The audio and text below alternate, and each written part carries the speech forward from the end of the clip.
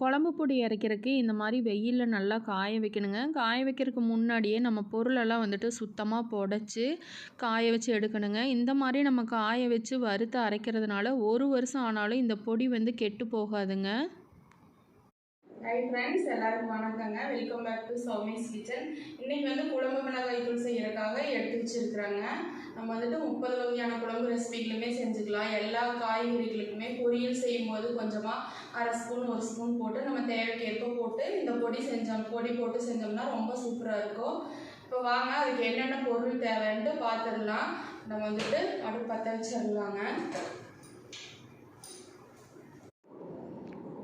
வரமல்லிங்க, வரமிளகாய், சீரகம், உளுந்து, கடலைப்பருப்பு, குறுமிளகு, சிறு கடுகு, துவரம்பருப்பு, கருவேப்பிலை 2 கொத்து, அரிசி பொன்னி அரிசி 1 டம்ளர், மஞ்சள் கிழங்கு, பெருங்காயம், வெந்தயம், கல்லுப்பு.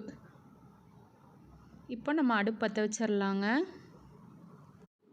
ஒரு பொருளாக நம்ம வந்துட்டு இப்போ வறுத்து எடுத்துடலாம். முதல்ல மல்லியை வந்துட்டு 2 பாகமாக பிரித்து நம்ம வந்து வறுத்துக்கலாங்க.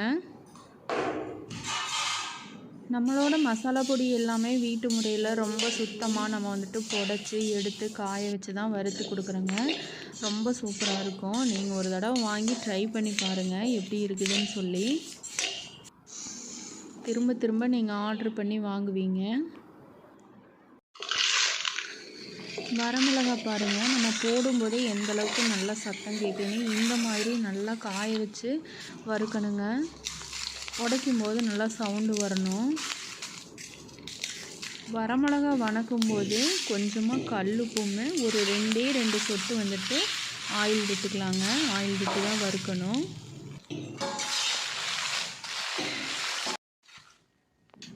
கருவேப்பிலை இந்த மாதிரி பச்சை தலையாக வாங்கிட்டு வந்துட்டு வெயிலில் கொஞ்சம் நேரம் உணர வச்சு நம்ம வறுத்து போடணும்.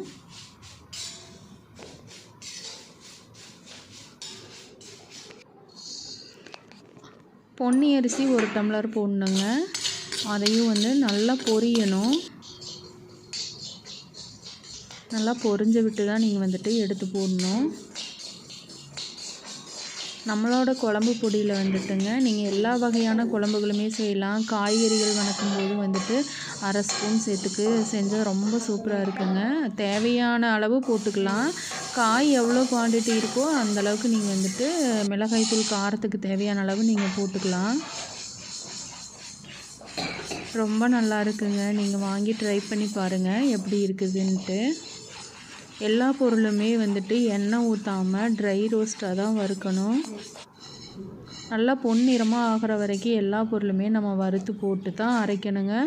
வறுத்ததுக்கப்புறமா கொஞ்சம் நேரம் நல்லா அந்த சூடெல்லாம் ஆறுனதுக்கப்புறமா நம்ம மிஷினில் போட்டு அரைச்சிடலாம்.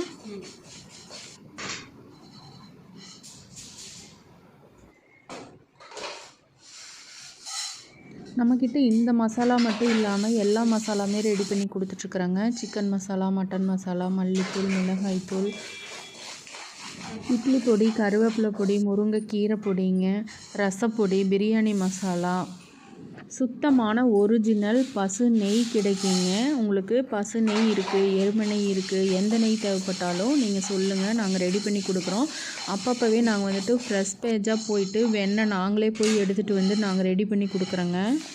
32 வகையான பொருள்களை வச்சு சத்து மாவு அரைச்சி கொடுக்குறேங்க. சிறுதானிய வகைகள், நட்ஸ் வகைகள், பயிறு வகைகள் இது எல்லாமே வந்துட்டு வறுத்து அரைச்சி நம்ம வந்துட்டு பொடி பண்ணி கொடுக்குறாங்க. 7 மாத குழந்தைகள்லேருந்து 70 வயசு பெரியவங்க வரைக்குமே நீங்கள் அந்த சத்து மாவு சாப்பிடலாம். கருப்பு கவனி கொள்ளு கஞ்சி மிக்ஸ் கொடுக்குறேங்க. அதுவும் சூப்பராக இருக்கும். அதோட வீடியோவும் டெய்லி வந்துட்டு ஒரு வீடியோவாக நான் அப்லோடு பண்ணுறேங்க. இது மட்டும் இல்லாமல் உங்களுக்கு என்ன பொருள் தேவைனாலும் நாங்கள் வந்துட்டு உடனடியாக ஆர்டர் எடுத்து நாங்கள் வந்துட்டு அப்போவே நாங்கள் ரெடி பண்ணி கொடுக்குறோங்க.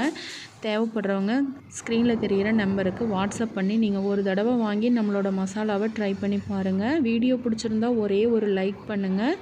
மறக்காமல் நம்ம சேனலை சப்ஸ்கிரைப் பண்ணிக்கோங்க. பாய்.